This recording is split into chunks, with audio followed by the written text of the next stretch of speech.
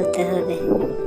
আজকে অনেক বেলাও হয়ে গেল, এদিকে আবার সূর্য উঠে পড়েছে। কালকে ভালো বৃষ্টি হয়নি, বেশি মাঠে জলও নেই। রোদ ওঠার আগে আমাকে কাজটা শুরু করতে হবে। আমার বৎস অনেক কষ্ট করছে মাঠে, তার কষ্টে আমি সন্তুষ্ট হয়েছি। তাকে আমায় বরদান করতেই হবে। সে আমার পরম ভক্ত, দিন রাত আমায় পুজো করে। তার খেতে যাতে ভালো ফসল হয়, ওই দিকে আমায় একটু নজর রাখতে হবে। আমি হলাম এর তিলক ধারণ ব্রহ্মা।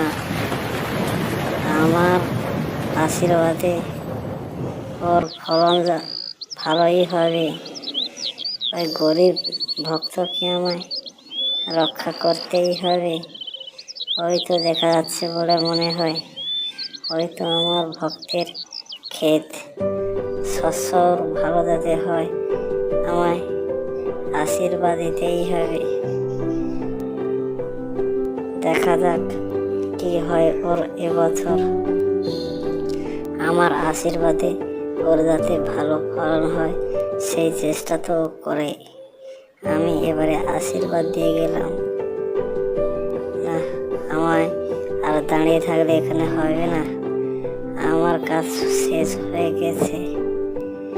ওই ভক্ত আসার আগেই আমায় চলে যেতে হবে।